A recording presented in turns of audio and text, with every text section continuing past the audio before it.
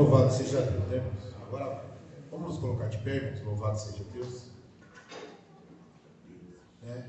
Eu creio que Deus ele vai falar conosco e nos ensinar no intermédio da vida do pastor Davi. Amém? Recebe o pastor Davi com palmas, igreja.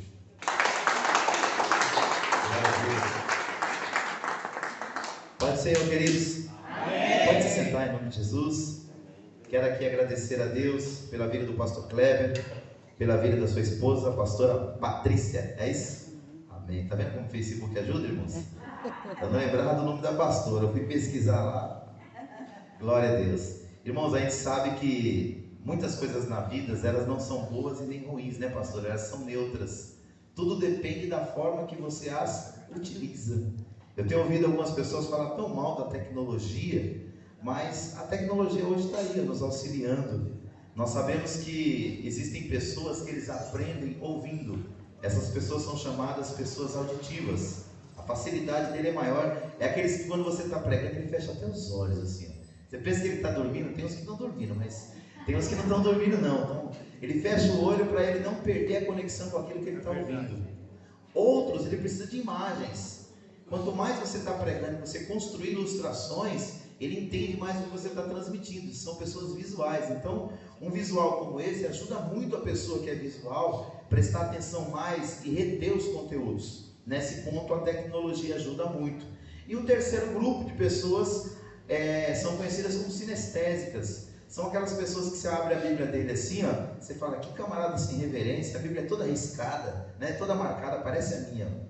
O sinestésico é assim, ele só aprende se ele estiver interagindo com aquilo que está sendo ministrado.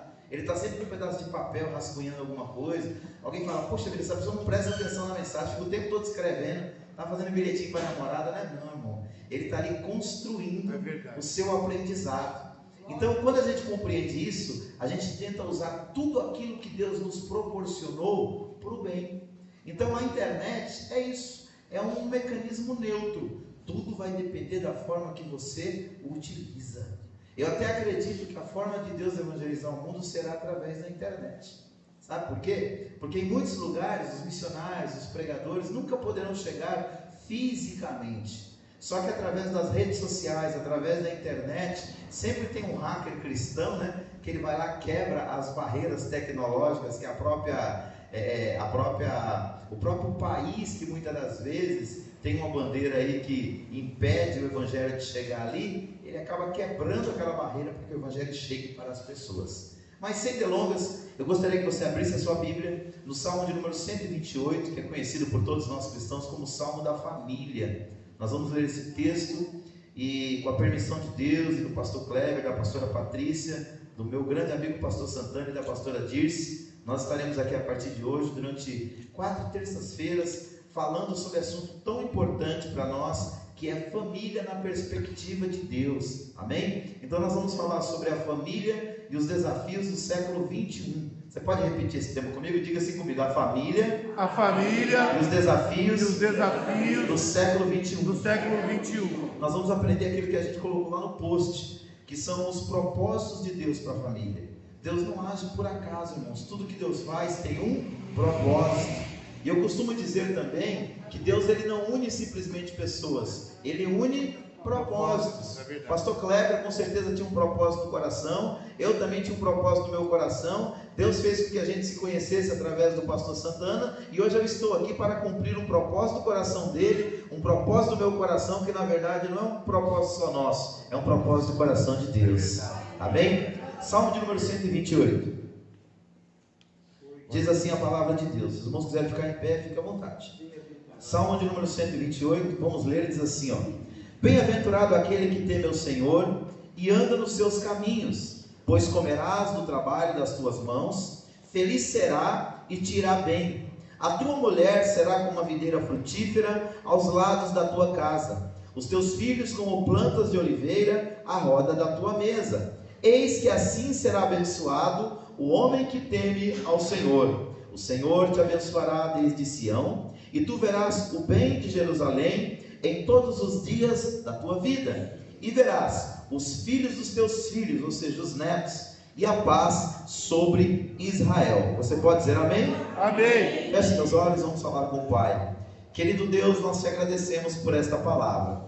Nós te louvamos porque ela é viva e eficaz, e ela é mais poderosa e mais penetrante do que qualquer espada de 2 gumes. E nesta noite, Senhor, nós queremos transmitir para a tua igreja uma mensagem do teu coração para o coração deles, ó Pai. Que haja, meu Deus querido, uma retenção de tudo aquilo que nós vamos falar. Que a tua palavra possa mudar os nossos paradigmas, a nossa forma de pensar, e que nós possamos aplicar ao nosso coração e à nossa vida os conteúdos que aqui serão apresentados, ó Pai. Assim eu oro te agradecendo e pedindo que o teu Espírito Santo fale através de mim e use os teus filhos para reter aquilo que o Senhor quer nos ensinar. É o que eu te peço, Pai, e já te agradeço em o nome de Jesus. Amém. Pode sentar, queridos. Põe a tua Bíblia aí na cadeira aí, por favor, e dê uma salva de palmas bem gostosa para Jesus. Ele merece. Glória a Deus. Então vamos lá, queridos. A nossa temática aqui hoje, nos próximos dias, nós vamos falar sobre família, mas não no aspecto secular. Por que eu digo não no aspecto secular? Porque no aspecto secular, a questão da família está muito mudada. Muitas pessoas estão vendo a família como qualquer ajuntamento. E nós vamos entender que família, existem as famílias dentro das visões sociais, transculturais, pós-modernas, mas existe um projeto de Deus para a família. E a primeira coisa que eu gostaria que você entendesse é justamente isso que eu acabei de falar nessa sentença. Família é um projeto de Deus. Vamos repetir para a gente guardar? Diga assim: família é um projeto de Deus. É por isso que esses dias, a semana retrasada, sem ser sábado agora no outro, eu fui até o cartório de São Luís, junto com a minha filha, junto com o meu futuro genro, junto com a minha esposa, para a gente marcar o casamento dela. E eu fiquei espantado, irmãos. Sabe por que eu fiquei espantado? Porque tantas pessoas estão alegando que esse negócio de casar já era, que esse negócio de casamento é coisa do passado. E quando eu cheguei ali, era um sábado, chuvoso, estava chovendo muito, inclusive o estacionamento ali do São Luís, ali do cartório de São Luís, ali da Estrada da Psirica, estava lotado. E no entanto, aquela fila de gente para casar, aquela fila de gente para marcar casamento, e eu fiquei me questionando: como é que o casamento é uma instituição fluida? Não é, não sabe por quê? Porque o casamento é um projeto de quem? De Deus. E aquilo que Deus projetou vai se cumprir. A Bíblia diz, irmãos, que céus e terra passarão, mas nenhum tio da palavra de Deus cairá por terra, porque Ele vela pela sua palavra para a cumprir. Então, repetindo, família é um projeto de Deus. E como é um projeto de Deus, é a primeira instituição divina. Então, é a célula máter da sociedade. Você quer acabar com a sociedade? Acaba com a família. Por que Deus não permite que se acabe com a família? Porque Ele sabe que se acabar com a família, acaba com a igreja, acaba com o projeto de Deus para a terra. Por isso que mesmo que nós temos muitos desafios, como nós vamos colocar aqui, nós entendemos que é vontade de Deus. Em Romanos capítulo 12, versículo 1 e 2, a Bíblia fala para nós não nos conformarmos com este mundo, mas nos transformarmos pela renovação do nosso entendimento, para que a gente possa experimentar a boa, perfeita e agradável vontade de Deus. Então, família é um projeto de Deus. E por ser um projeto de Deus, é que nos últimos, digamos aí, 30 anos, quase 30 anos, esse ano eu completei 28 anos que eu voltei para o Evangelho, eu invisto em famílias. Por quê? Primeiro, eu quero ter uma família boa. Paulo disse para Timóteo: tem cuidado de ti mesmo. Então a primeira pessoa que eu tenho que cuidar é de mim, pastor? Como é que eu vou cuidar de você se eu não estiver bem? Então eu amo família, eu quero a minha família abençoada. Eu, a pastora Denise, meus 3 filhos, Daina, Daís e David, quero a bênção de Deus sobre eles. Mas eu não quero a bênção de Deus só sobre a minha casa. Eu quero a bênção de Deus sobre a vida de todas as casas e famílias com quem eu puder ter contato. Glória a Deus. E nos últimos 15 anos, eu me propus, Deus colocou esse propósito no meu coração de estudar e ministrar sobre família. Eu tenho centenas de falas já em lugares sobre família. Se você quiser saber um pouquinho mais do nosso trabalho, é só colocar lá Davi Alencar Santana, no Facebook, no Instagram, no YouTube. No YouTube a nossa conta esse ano completou 10 anos. Temos lá mais de 500 vídeos. E pelo menos em 100 deles eu falo sobre família. Porque eu entendo que família é projeto de Deus. Então eu tenho que alinhar o meu coração à vontade de Deus. Mas eu compreendo que a família ela tem desafios. Então, para mim vencer os desafios, eu preciso conhecer a vontade de Deus para o meu lar. Tem pessoas que erram por negligência, tem pessoas que erram por imperícia, mas tem pessoas que erram por ignorância. E ignorância aqui não é naquele sentido nordestino, ficava bravo, não é isso. É no sentido de falta de conhecimento. A Bíblia fala já no Antigo Testamento que o povo de Israel padeceu, pereceu, porque lhes faltou o conhecimento do Eterno. Mas ele usa muito um versículo que está na Bíblia há 2000 anos: conhecereis a verdade, e a verdade vos libertará. Por que tem tanta família escrava no Brasil e no mundo das mazelas? Porque não conhece a verdade.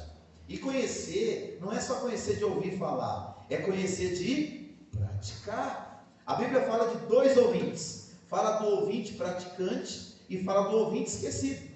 Tem aquele que ouve, a palavra desce para o coração e ele começa a se questionar: pastor Kleber, como é que eu vou colocar isso em prática? Como é que isso que o pastor Davi está falando, essa história de desafios aí para a família, esse negócio de vontade de Deus para o meu lado, como é que eu vou colocar isso em prática? Já tem outros que faz assim: palavra boa, viu? Esse PowerPoint aí é da hora, só que você não tem nada a ver com a minha vida. Então esse tipo de pessoa, ele nunca muda. Ele fica naquele pensamento que ele já está certo, que está tudo bom, que já está bom do jeito que está, deixa do jeito que está para ver como é que fica, e vai fazendo como Zeca Pagodinho, empurrando a vida com a barriga. Deixa a vida me levar, a vida leva eu. E ela leva mesmo, irmãos. Só que aquele que está lutando para construir, para edificar, ele vai ter um resultado. Aquele que está empurrando a vida com a barriga também vai ter um resultado. E lá na frente, muitas das vezes vai ficar com inveja do outro. Mas vem lutando há anos para construir, para aprender, para aplicar, para colocar em prática aquilo que Deus está revelando. O outro, a vida vai levando, ele vai levando a vida, né? Então os dois vão chegar lá no fim. Mas como vamos chegar é que é importante, irmãos. Então um seminário como esse nos leva a repensar o nosso posicionamento como família diante dos padrões de Deus. Porque como diz aqui no Salmo 128, bem-aventurado aquele que teme ao Senhor e anda nos seus caminhos. Por que você acha que o mundo está do jeito que está? É porque muita gente não teme ao Senhor, irmãos. É porque muitos filhos têm ouvido os pais, às vezes com lágrimas, dar conselhos para eles, mas o conselho não entra. Por quê? Porque eles não são praticantes. Então o meu convite hoje aqui é para que você faça uma reflexão. Aqueles que vão ver essa mensagem depois, não sei se está passando, mas que se pergunte, se questione: será que eu estou colocando em prática aquilo que eu estou aprendendo? Ou estou sendo apenas um ouvinte esquecido? No último sábado para domingo, do lado da nossa casa, um vizinho viu a tragédia bater na sua porta. Um cidadão de bem, sua mulher, uma esposa, uma mulher de bem, e a gente já conhece eles há alguns anos, e o filho deles, de madrugada, alcoolizado, sem capacete, em cima de uma moto. Pensa que conjuntura, né, irmãos? É um pedido para que a desgraça bata na porta. Ele bateu a moto, e infelizmente, irmãos, a família agora está chorando o luto por aquele garoto. Aí eu te pergunto: será que alguém morre antes do dia? Morre, irmãos, morre. A Bíblia fala que nós podemos prolongar os nossos dias na terra. A Bíblia fala assim: honra o teu pai e a tua mãe, que prolongar-se-ão os seus dias na terra. Mas a Bíblia diz também: não seja demasiadamente sábio, nem demasiadamente loucos, porque abreviaria a sua vida. Foi Salomão que falou isso. Então, eu acredito que Deus estabeleceu um dia para nós morrermos. Só que se nós tivermos cuidado, esses dias podem ser prolongados. Agora, se nós não vigiarmos, irmão, nossa vida pode ser ceifada ainda na nossa mocidade. E não era projeto de Deus. Eu duvido que Deus criou um jovem, Deus criou uma pessoa para ela morrer num acidente de moto, alcoolizada, aos 17 anos de idade. Isso não é projeto de Deus. Isso é o nosso livre-arbítrio que desconsidera os princípios de Deus. Coisas que nós vamos falar aqui. Então, Deus nos deu a vida, irmãos. Nós somos mordomos de Deus aqui na terra. E uma das mordomias é do tempo de vida que Ele nos dá. O salmista lá no Salmo 90, ele diz assim: Senhor, ensina-me a contar os meus dias, para que eu possa alcançar um coração sábio. Um coração sábio é aquele que entende que a vida é muito tênue. A vida é muito frágil. A vida é muito fugaz e ela pode ser perdida, no estalar de Deus.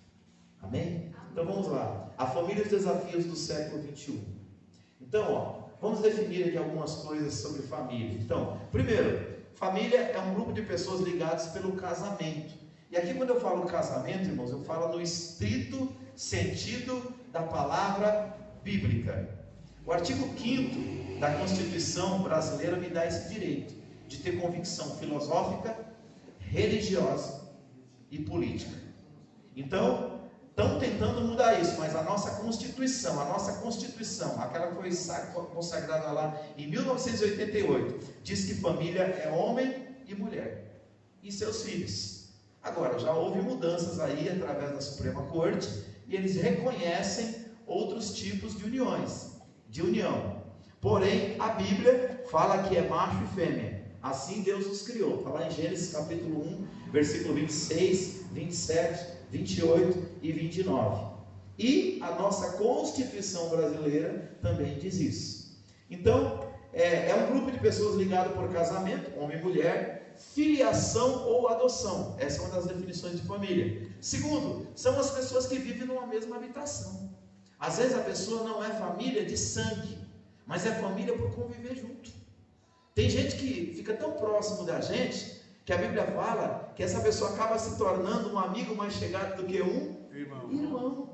Então, terceiro lugar, família também é um conjunto de pessoas que possuem grau de parentesco entre si e vivem na mesma casa formando um lar. Você sabe que ter uma casa é diferente de ter um lar, sim ou não?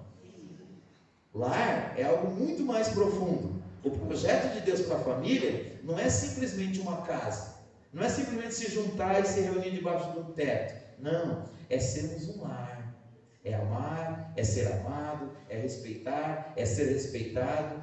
Eu digo sempre nas celebrações de casamento que eu faço, que Deus criou a mulher de uma costela de Adão, tirou do lado para que ela fosse o quê? Parceira. Tirou de debaixo do braço para ela ser protegida, e tirou de perto do coração para ela ser amada. Então nós homens, nós temos essas 3 responsabilidades diante de Deus. Ter a mulher como uma parceira, não, mas aqui quem manda sou eu. Lembre-se, o homem é a cabeça, mas a mulher é o pescoço, e o pescoço vira a cabeça para onde ele quer. Então é bom o pescoço não brigar com a cabeça e a cabeça não brigar com o pescoço. Quem é que já ficou com torcicolo? O pescoço está para cá e a cabeça está para cá. Alguém te chama, quando você vira assim, dói. Por quê? Ali tem uma lesão, né? Então é bom haver o quê? Concordância. Então casamento é isso, é parceria. É um estar do lado do outro. Lógico, pela Bíblia, o homem é o cabeça da mulher. E a Bíblia fala que a mulher deve ser submissa ao homem. Mas a mulher não vai ter dificuldade de ser submissa ao homem que a ama como Cristo amou a igreja, como está no texto de Efésios 5. Porque se para as mulheres existe o mandamento da submissão, para os homens existe o mandamento de amar a mulher como Cristo amou a igreja, a ponto de dar vida por ela. Eu tenho certeza, se os senhores amarem as suas esposas a ponto de dar a vida por elas, eu duvido que essa mulher não se sujeite à sua vontade. Agora, se tratar ela, irmãos, como daquele jeito, você pode ter certeza, você não vai ter uma parceira, você vai ter uma guerreira. E olha, quando elas vão para a guerra é feia. Então é melhor não ter uma guerreira, é bom ter uma parceira. Então, o que nós queremos falar? As pessoas têm o costume de lançar sobre os governantes a culpa de todos os males que sofrem. Já prestou atenção nisso? Tudo que acontece para algumas pessoas, a culpa é do governo.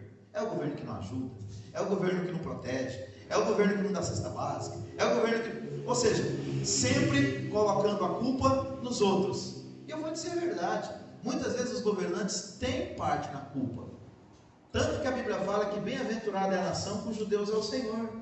A Bíblia também diz que quando o justo governa, o povo se alegra. Mas quando o ímpio governa, o povo geme. Então existe isso aí. Mas nós temos que entender que os responsáveis pelas nossas vidas somos nós. Esse negócio de terceirização não deu muito certo, não. Já começou dando errado lá no Éden. Quando Adão pecou e ele foi confrontado por Deus, em vez de ele dizer, pequei, errei, transgredi, Sabe o que ele disse? Deus, a culpa é sua, porque foi a mulher que só me deu. Comeu do fruto proibido e jogou no meu colo. Ó, o meu é ela. Ou seja, ali começou esse negócio de nós empurrarmos a culpa para os outros. Então nós temos que aprender o seguinte, né? Que ó, é comum a sociedade semear o mal e querer que o governo venha arrancá-lo. Ou seja, muitas das vezes se culpa todo um sistema por problemas que começaram dentro do lar. Tem uma fala do professor Cortella, Mário Sérgio Cortella, que uma mãe chegou para ele é professor há muitos anos. E ele falou assim, a mãe chegou e falou, professor, como é que eu faço para ajudar a escola e os senhores professores a educar o meu filho? Ele falou, a senhora não errou aí na confecção da frase, não? Ele falou, como assim? Ele falou, é o contrário. A senhora deveria chegar e perguntar para mim, como é que o senhor faz como professor para ajudar na educação dos meus filhos? Porque a educação, irmãos, pela Bíblia e pela Constituição do nosso país, é responsabilidade da família. O que a escola faz, o que os professores fazem, o que o sistema educacional, institucional, formal faz, é nos ajudar a alfabetizar, dar alguns parâmetros para a vida. Mas a educação começa onde? Em casa. Então, a gente não deve culpar muitas das vezes o sistema por erros que estão sendo cometidos dentro do nosso lar. Todos aqueles que fazem trabalho de capelania aí nos presídios sabem disso. É comum você chegar lá e quando você começa a conversar com as pessoas, não sei o percentual, mas grande parte das pessoas que estão ali são filhos de cristãos. Vieram de lares cristãos. Muitas das vezes o erro é deles mesmos, que no seu livre-arbítrio desprezaram tudo que os pais ensinaram.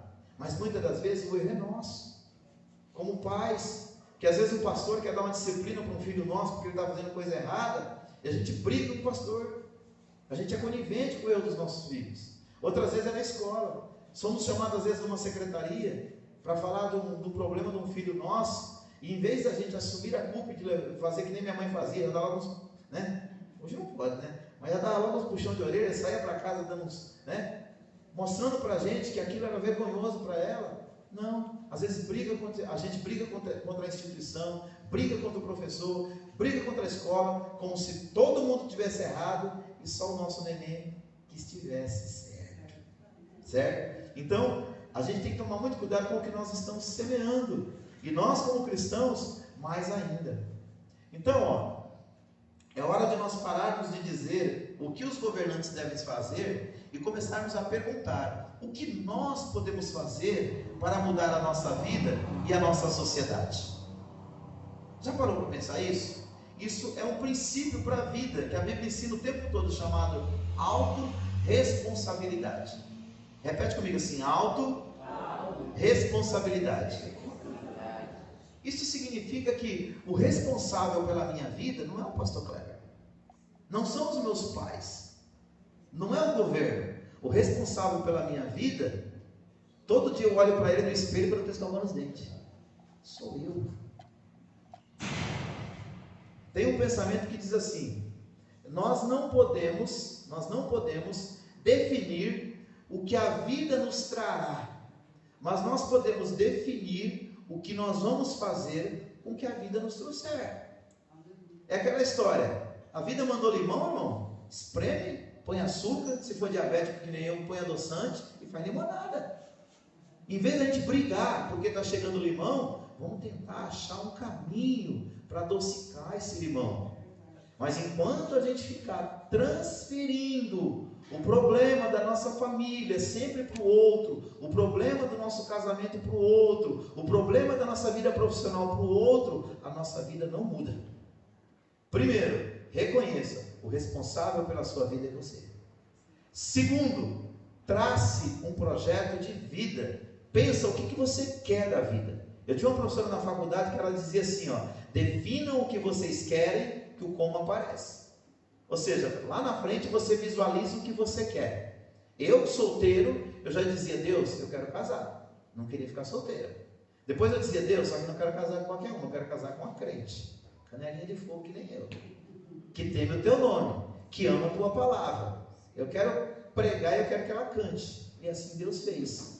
Só que você pensa que não apareceu os embaraços no meio do caminho? Pode ser, irmãos. Quando eu estava para casar com a minha esposa, teve gente que veio, escutei Deus, servo, não é essa. Eu falei, se não é essa, vai ser essa mesmo, Deus, porque, né, foi ela que eu amei, foi ela que eu escolhi, né? Não, Deus vai mandar do céu, já mandou, Senhor, né? Irmãos, estamos casados, mês de novembro, dia 19, completamos 23 anos de vida a dois. Se eu fosse seguir a profetada lá, talvez hoje eu não estaria nem casado, nem no ministério. Então entenda, casamento é princípio bíblico e decisão sua. É você que escolhe com quem você vai casar. Não é anjo, não é a irmã Doquinha, não é o pastor fulano de... Não, é você, é uma escolha pessoal tua. Depois, né? E outra coisa, antes de casar, abra bem os olhos, viu? Vê bem, viu? Vê o jeito que ele trata a mãe, trata o pai, trata os irmãos, porque, meu amigo, se ele não trata bem nem o pai nem a mãe, vai tratar bem você?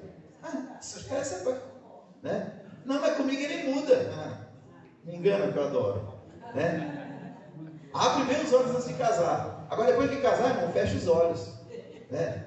Aí você já casou, agora você tem que lutar para viver. Então muita coisa vai ter que perdoar, desconsiderar, toalha molhada, aquele negócio pendurado lá na porta, né? Aí tem que perdoar, né? Relevar essas coisinhas para você conseguir viver. Mas, irmãos, em nome de Jesus, autorresponsabilidade. Se pergunte, o que eu posso fazer para eu ser uma bênção maior no meu lar? Para eu ser uma bênção maior para a sociedade? Porque se você é uma bênção na sua casa, eu não tenho dúvida que nessa igreja aqui no Maracá, e lá onde você trabalha, e lá onde você estuda, e para a nossa nação, você vai ser uma bênção também. Treinamento começa dentro de casa. É dentro de casa que a gente começa a ser crente. É lá que a gente tira todas as capas, todo o verniz religioso, é lá que a gente, né, aparece, certo? Então, nosso objetivo primordial é identificarmos os princípios bíblicos que nortearam as famílias ao longo dos séculos e que atualmente estão sendo o quê? Negligenciados. Durante muito tempo, a família foi a principal célula da sociedade, mas não só para nós cristãos, para todos. Todo mundo via casamento, filhos, lar como o melhor ambiente do universo. Até que alguns sabichões começaram a lutar contra isso. Inventaram outros modelos de família. Inventaram outros lugares melhores do que o lar. Entre aspas. Porque o que aconteceu? Ao longo da história nós temos o resultado. Porque eu não fico, irmãos, impressionado com argumentos. Porque argumentar qualquer um argumenta, basta ser um pouco inteligente. Usar as premissas da filosofia para chegar a um resultado teórico é fácil. Eu quero ver o resultado na vida prática. Se esse modelo de sociedade que estão propondo para nós fosse tão bom, os índices de divórcio, os índices de assassinato, os índices de destruição de vida não seriam tão altos. Então alguma coisa está errada. Quando os índices negativos começam a crescer muito, e eu não estou falando só lá de fora não, estou falando aqui de dentro da igreja também, porque o que a gente precisa aprender também é fazer autocrítica. A gente tem que fazer uma análise também do nosso movimento. Nós estamos no movimento evangélico, nós estamos no movimento assembleiano, nós estamos no movimento pentecostal. Somos nós. Nós temos que fazer uma análise. Muitos dos problemas que estão acontecendo dentro dos lares começaram nos altares, não é, pastor Kleber? Até 20 anos atrás, divórcio era uma coisa que não se falava. Era muito difícil. Por quê? Todo conselho pastoral, todo conselho social, todo conselho educacional era para a família. Eu não estou aqui para condenar alguém que divorciou. Eu estou falando do índice. Mas o que aconteceu? Os primeiros que começaram a negligenciar isso de forma estrondosa foram os pastores. O pastor de 60 começou a separar e casar com duas de 20. Se fosse pelo menos só com uma, né? E os escândalos começaram a vir. O que aconteceu? O povo seguiu atrás. Olha para a Bíblia. Eu falei que nós temos que ver os princípios que ao longo dos séculos atualmente estão sendo negligenciados. Olha para a história de Israel. Nós estamos estudando isso na escola bíblica. Quando os reis eram homens de Deus, a nação abandonava a idolatria e temia Deus também. Quando os líderes se tornavam idólatras, como Acabe, como Jezabel e como tantos outros, o que acontecia? O povo caía na idolatria junto, por causa da influência. Havia um remanescente fiel? Sim, mas quando o líder era temente, a maioria da nação era fiel. Então, quando os líderes religiosos começam a abandonar os pressupostos seculares que eu falo de muitos séculos, bíblicos, da palavra de Deus, e começam a abraçar novas filosofias, irmãos, nós temos uma igreja na São João, que é pastoreada por 2 mulheres, casadas entre elas, e dizem que aquilo é a igreja. A lei pode dizer que é a igreja, a Bíblia não chama aquilo de igreja, a Bíblia tem outro nome para isso, a Bíblia chama de apostasia. A Bíblia fala que nos últimos dias apostatariam alguns da fé, dando ouvido à doutrina de demônios. Irmãos, imagina você ser pastoreado por 2 mulheres ou 2 homens casados. Cada um nessa nação tem o direito civil de ser o que quiser. Agora, nós estamos falando de convicções religiosas cristãs, que nós temos liberdade de dizer isso com base na palavra de Deus e na nossa Constituição. Eu estou citando a Constituição, irmão, porque nós estamos ao vivo. E alguém pode querer questionar o que a gente está falando, mas nós estamos falando de uma lei que nos dá esse direito. É uma convicção que nós temos. Não estamos atacando ninguém, não queremos o mal de ninguém, mas nós temos as nossas convicções cristãs. E não temos vergonha de falar dela, porque a lei nos dá esse direito. Então, a gente tem que ver quais são os princípios bíblicos que nortearam as famílias, que estão sendo ignorados e que está trazendo tragédia para a família cristã, certo? Então, é tempo de revermos valores. O que são valores? Valores é aquilo que é mais importante para nós, irmãos. Quando aquilo que é mais importante se torna secundário, e o que é secundário se torna mais importante, está havendo uma inversão de valores. E é o que a sociedade pós-moderna está fazendo. Valores fundamentais como família, de acordo com o projeto de Deus, está sendo rejeitado. E aquilo que muitas das vezes não é aquilo que Deus planejou, está sendo colocado no lugar. Então, é tempo de revermos os valores, identificarmos os desafios, descobrir o que é que está atacando as nossas famílias, qual o desafio que nós vamos ter que superar, e reinventar a história da nossa família. Eu sempre digo assim, quando o assunto é família, tudo que está bom pode melhorar, e tudo que está ruim pode piorar.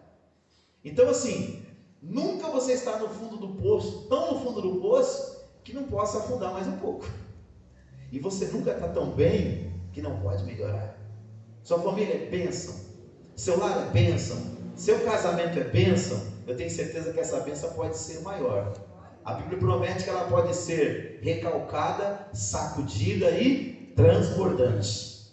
Mas você está vivendo um estado de maldição, de sofrimento, de luta, de guerra, de fundo do poço? Deixa eu dizer uma coisa, fundo do poço ainda não chegou não, viu?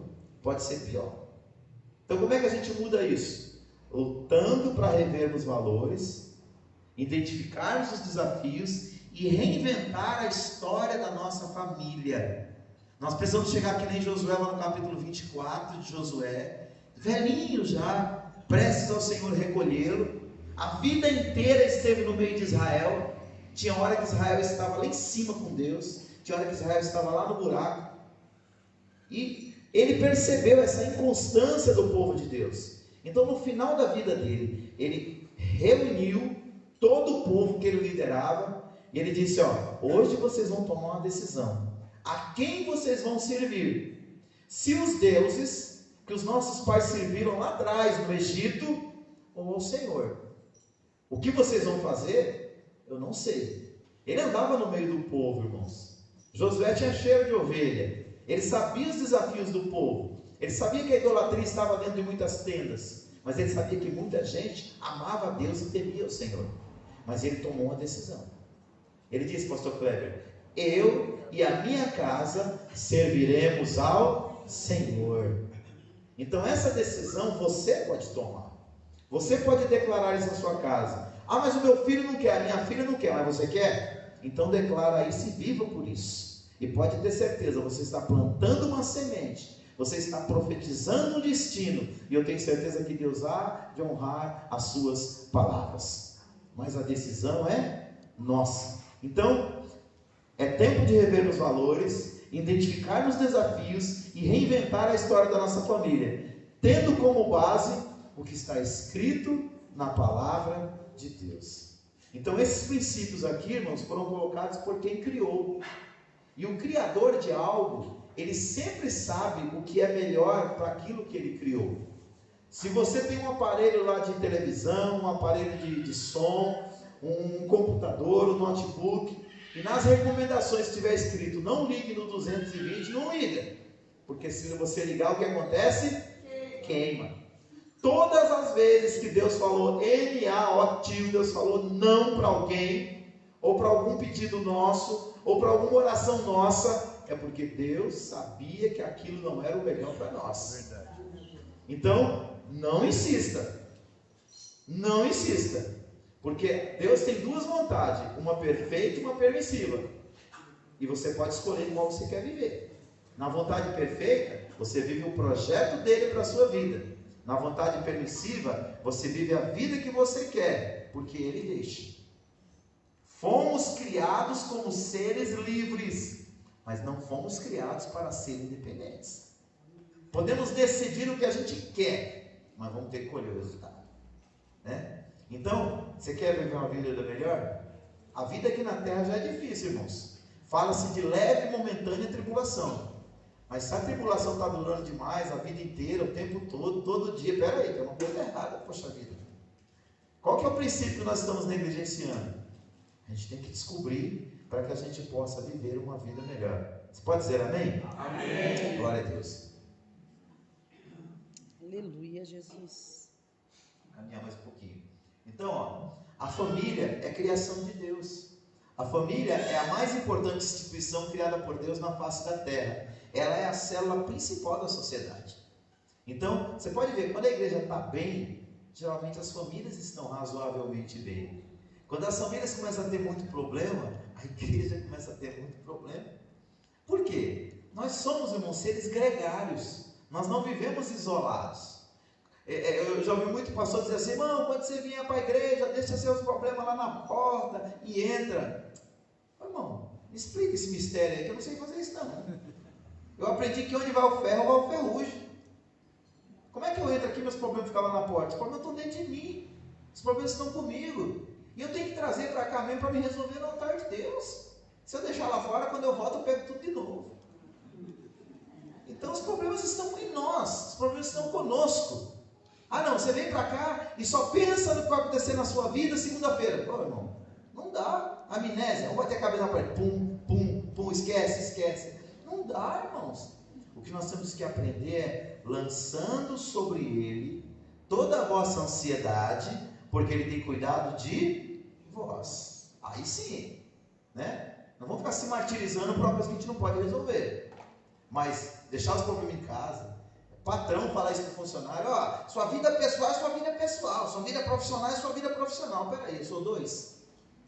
Eu tenho dois CPF, 2 RG, um para cuidar dos problemas e um para trabalhar? Não tenho, eu sou um ser integral, espírito, alma e corpo.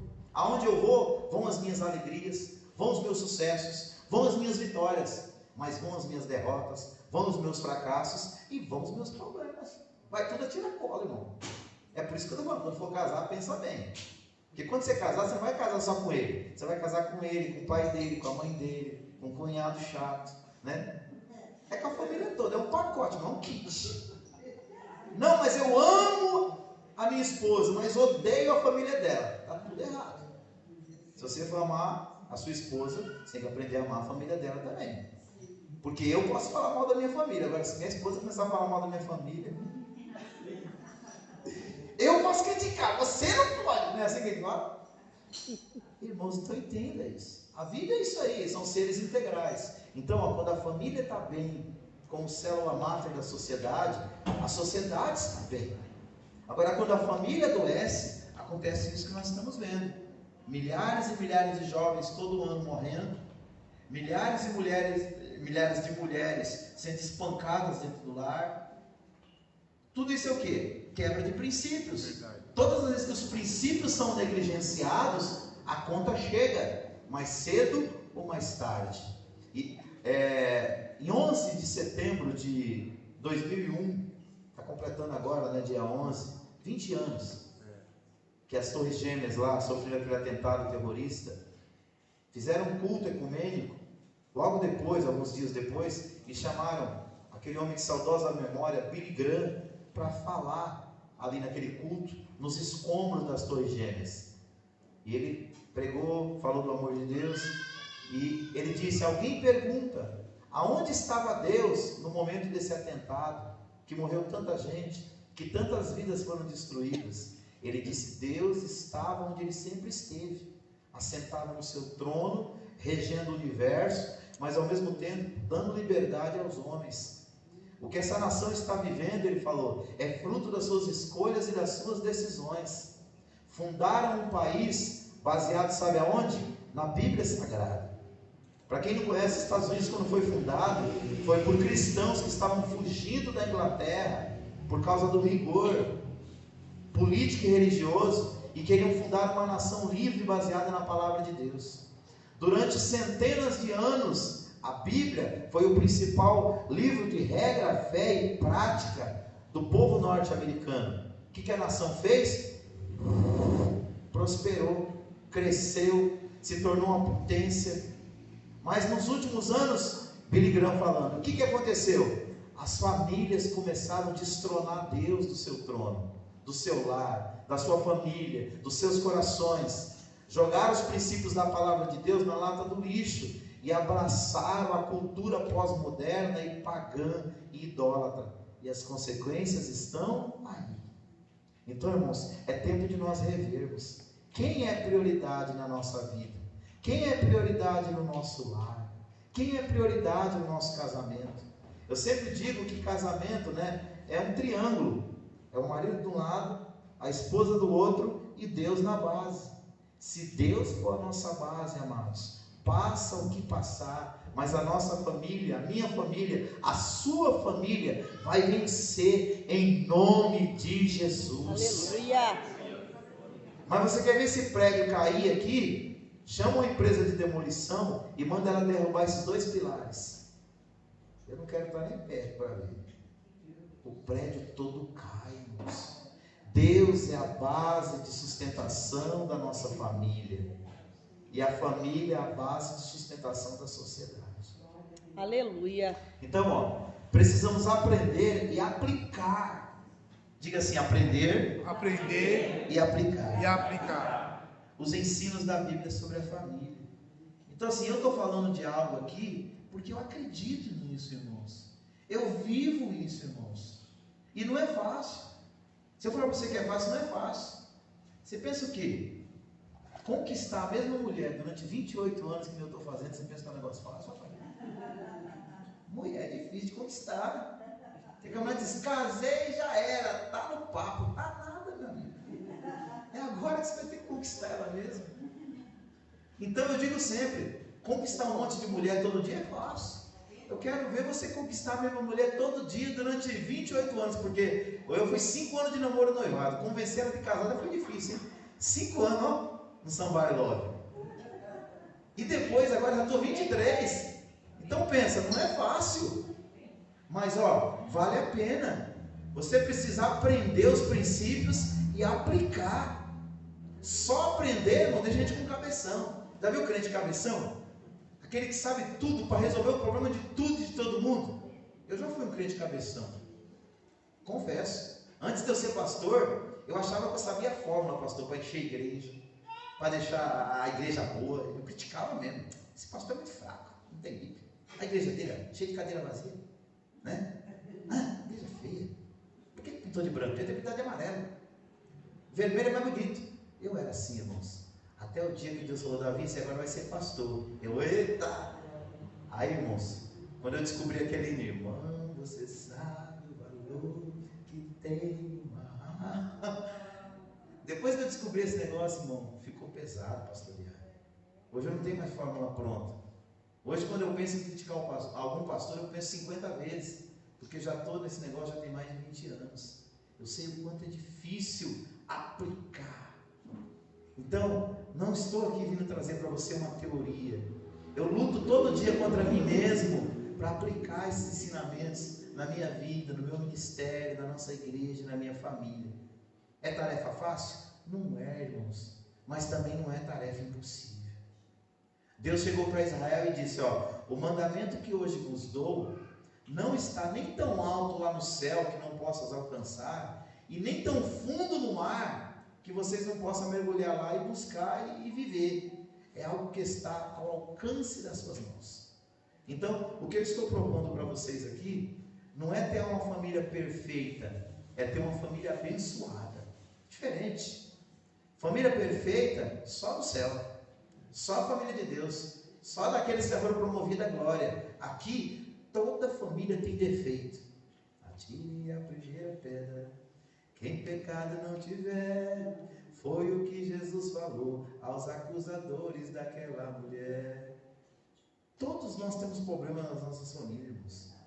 E a solução começa aí.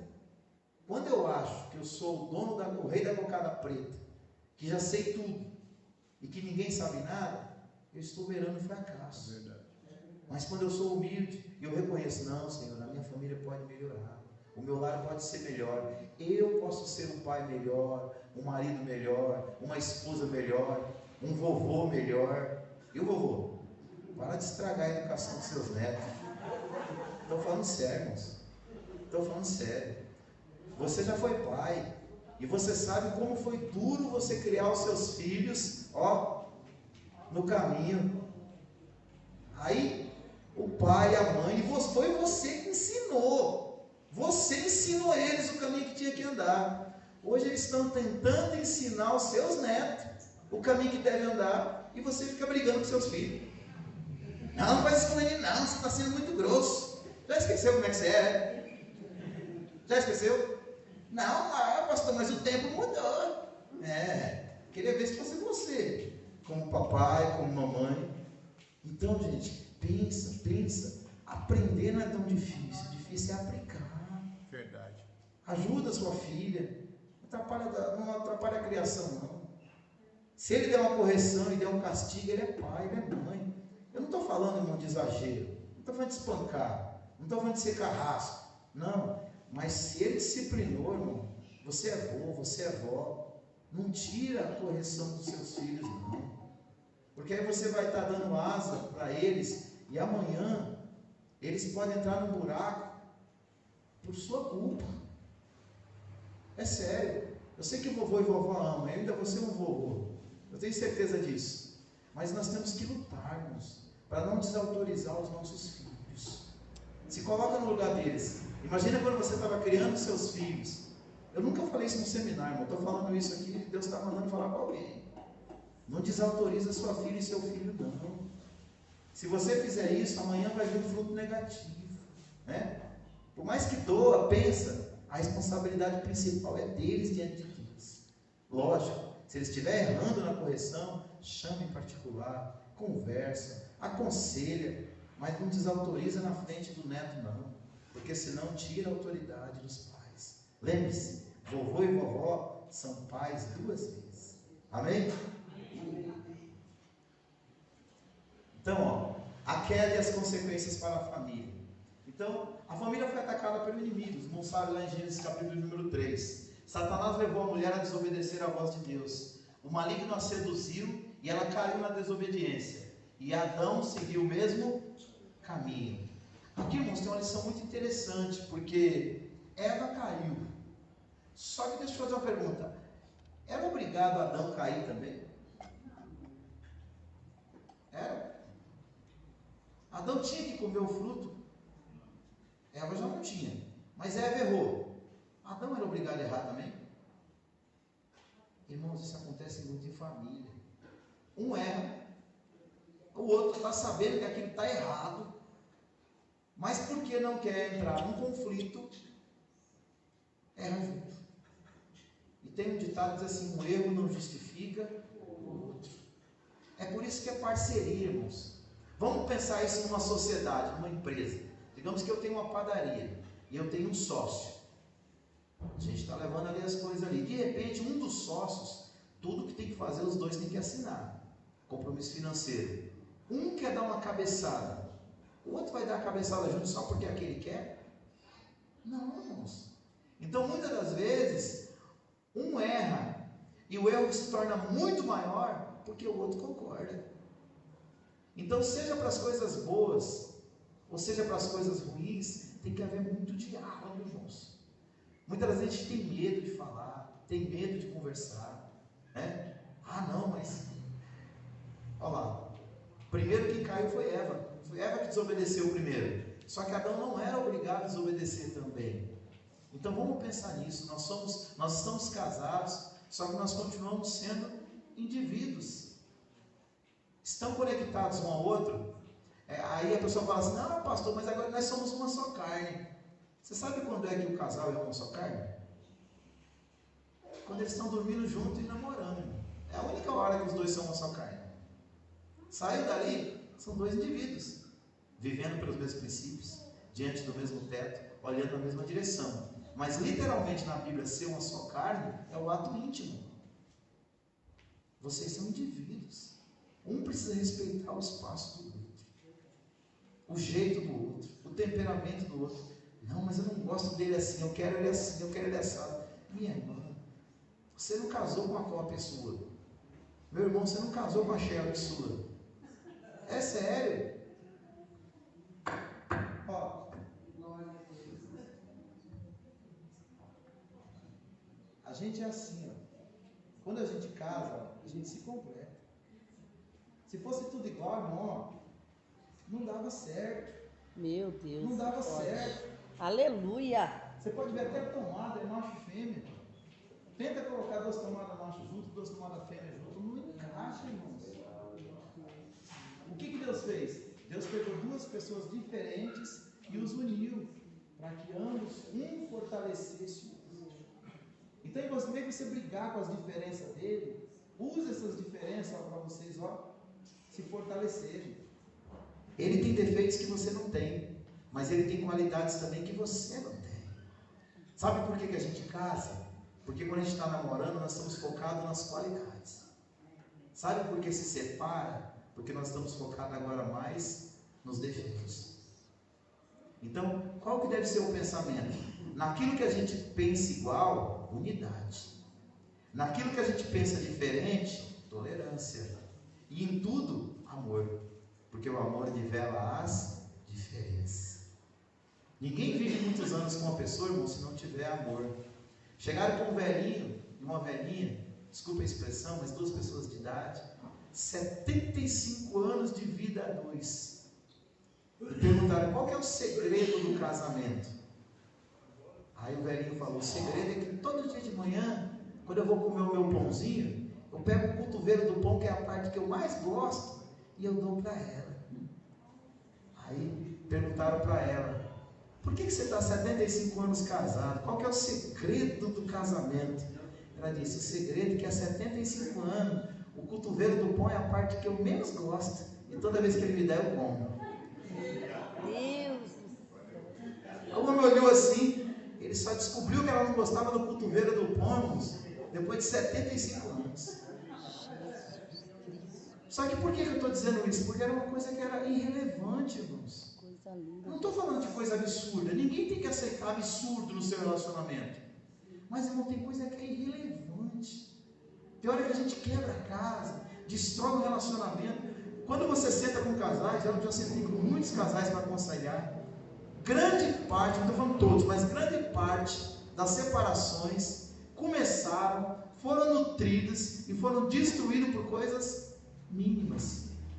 Porque coisa grande, irmão, geralmente a gente não tolera nem a primeira vez. Aconteceu, a gente já fica bravo, já chuta o pau da barraca. Agora são umas coisas pequenininhas. Salomão falou disso, para a gente tomar cuidado com as raposas e com as raposinhas. As raposas a gente não deixa nem entrar dentro de casa. Agora as raposinhas, né? Então, caminhando aqui para o final da nossa palestra hoje, põe uma coisa no coração. Diga assim: eu quero que o meu casamento seja uma bênção. Eu quero que o meu lar seja uma bênção. Eu quero que minha família seja uma bênção. Agora esteja disposto e disposta a pagar o preço. Porque geralmente assim, a gente quer coisa boa, mas não quer pagar o preço. Aí eu quero andar de carro importado, irmão. Eu quero andar de Mercedes. Só que eu só posso pagar o Peugeot 206 que está do outro lado. é o que eu posso pagar, então eu tenho que dar graças a Deus por ele. Porque a gente fala, não, essa história de pagar preço é besteira. Irmãos, a única coisa que você não precisou pagar o preço, mas alguém teve que pagar o preço por você, foi da salvação.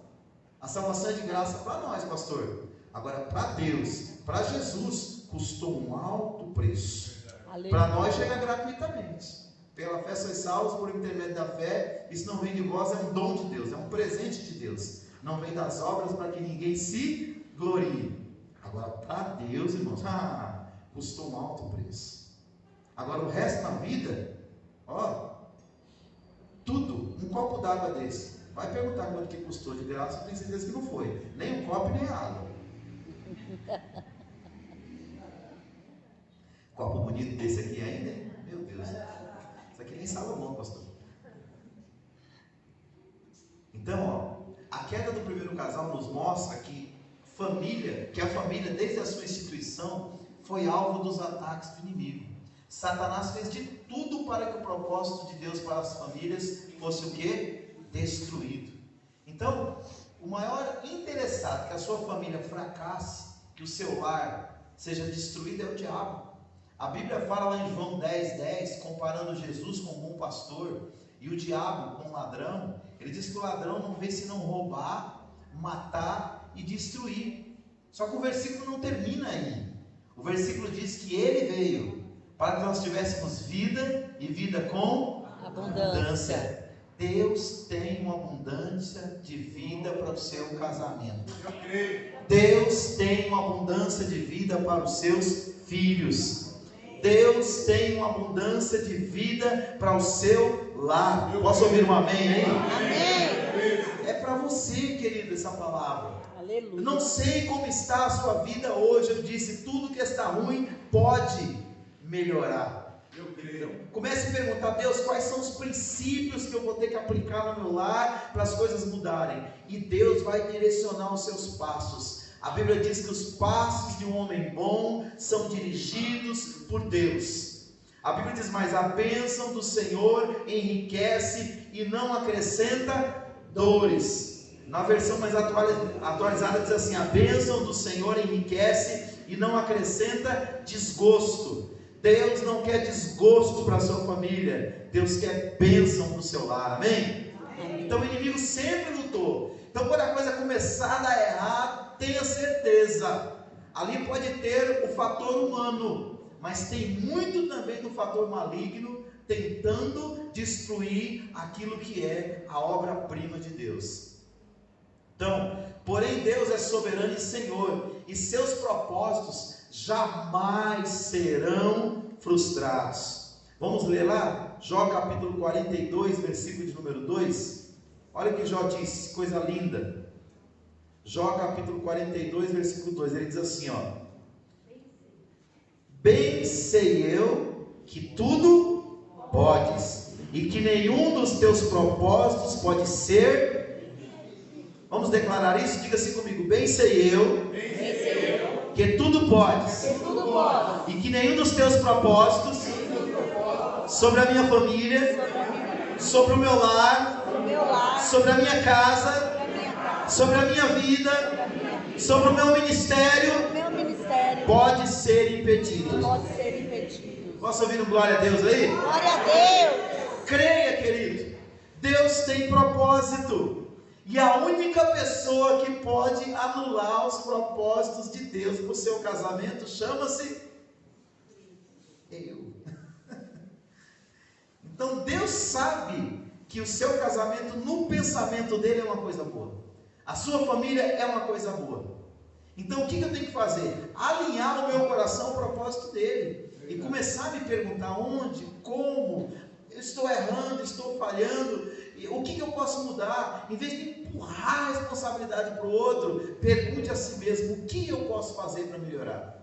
Porque, irmãos, às vezes nós gastamos a vida inteira nos esforçando para mudar o outro, sem parar para pensar que nós não podemos mudar o outro em nada, a não ser que ele queira.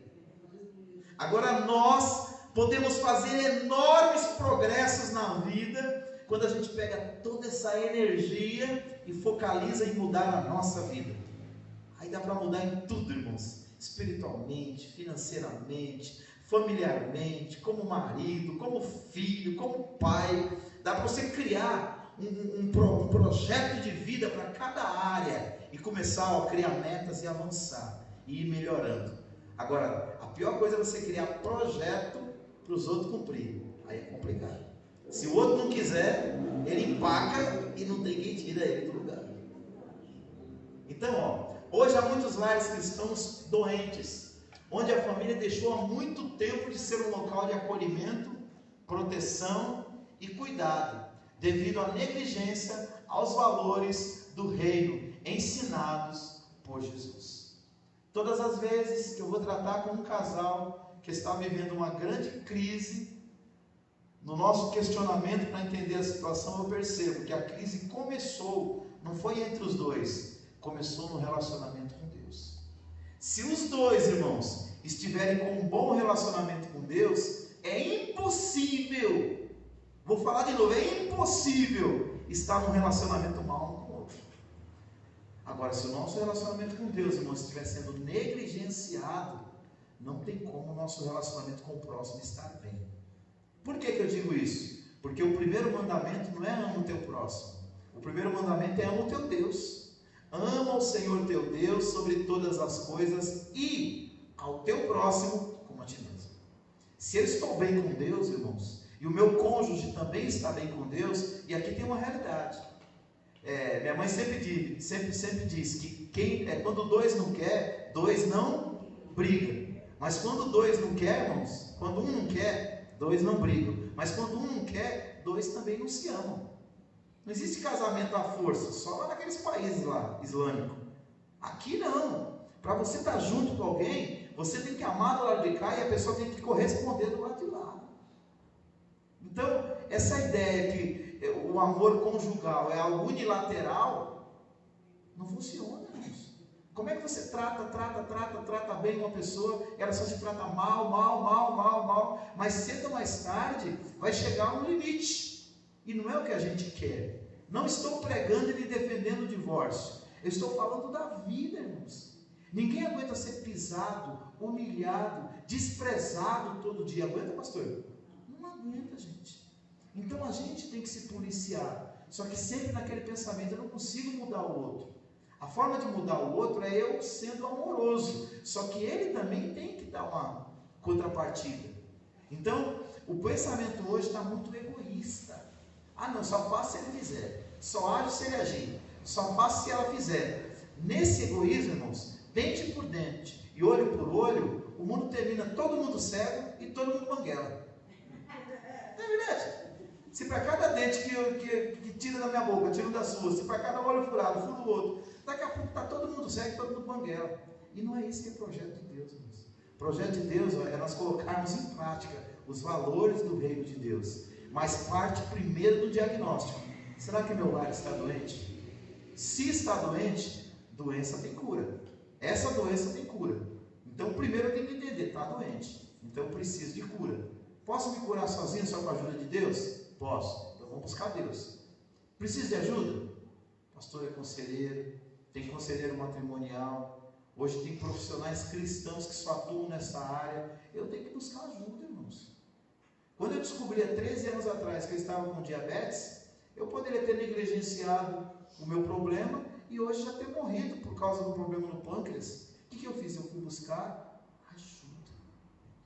Eu fui buscar um diagnóstico e depois um prognóstico. O que eu tinha e como eu preciso tratar. Então, você tem um problema, não jogue ele para baixo do tapete. Porque não vai ser jogado debaixo do tapete que ele vai desaparecer, não. Ele tem que ser enfrentado. Tem que ser levado diante de Deus, levado diante de pessoas que podem te ajudar, e aí haverá um investimento seu e dos conselheiros, das pessoas que Deus preparou, para que sua família possa melhorar. Amém? Para nós fecharmos. A vida familiar depois da queda. O pecado de um único homem trouxe consequências terríveis para toda a humanidade. Depois da queda, a vida familiar já não seria mais a mesma. Então, na próxima semana nós vamos falar sobre alguns pecados, mesmo perdoados, que geram o quê? Consequências. Então o que nós temos que colocar na cabeça? O homem caiu, A humanidade caiu junto com Adão, mas em Cristo ela foi restabelecida. A Bíblia fala: o salário do pecado é a morte, mas o dom gratuito é a vida eterna em Cristo Jesus. Então entenda, se por um lado o homem caiu, em Deus, em Cristo, na palavra, no Evangelho, no reino de Deus, o meu lar pode ser reconstruído para a glória do Senhor. Amém? Com a permissão do pastor, vamos orar? Glória a Deus. Vamos agradecer a Ele por esses momentos. E semana que vem esteja conosco aqui mais uma vez. Amém? Mais 3 semanas aí para nós orarmos e abençoarmos o seu lar. Faz assim com as suas mãos. Deixa eu abençoar a sua casa, a sua família. Querido Deus e Pai, em nome de Jesus, Senhor, nós falamos um pouco nesta noite, nesta palavra introdutória, Senhor, sobre a importância da família como célula principal da sociedade. O inimigo tem feito de tudo, Senhor, para desestruturar, para acabar, meu Deus, para destruir com os lares e com as famílias. Mas eu estou aqui declarando em nome de Jesus, ó Pai, que há poder no Teu nome, nos valores do Teu reino e da Tua palavra, Senhor, para mudar situações. E eu quero nesta noite, em nome de Jesus, abençoar cada casa, cada lar, cada família, cada casamento aqui representado, Senhor. E aqueles que estão nos acompanhando também por esta live ou por este vídeo em outro momento, Senhor, que o seu lar e que a sua família possa ser tocado, abençoado e transformado pelo poder que é no nome de Jesus, Senhor. Nós não aceitamos a falência da família, dos valores do reino de Deus, Senhor, no meio da sociedade como está acontecendo. Nós cremos que podemos sim, Senhor querido, entender a Tua palavra, entender a Tua vontade para a nossa casa, nosso lar, a nossa família, que é boa, perfeita e agradável, Senhor, e viver uma vida acima da média para a glória do Teu nome. E é isso que eu profetizo nesta noite em nome de Jesus, sobre cada casa, sobre cada lar e sobre cada família, Senhor, aqui no Jardim Maracá, e aonde quer que esta mensagem chegue, Senhor, eu declaro em nome de Jesus, vida e vida com abundância sobre os lares e sobre as famílias, para a glória de Deus. Se você crê, diga amém, amém. E aplauda bem forte o nome de Jesus. Obrigado, pastor. Obrigado, pastor.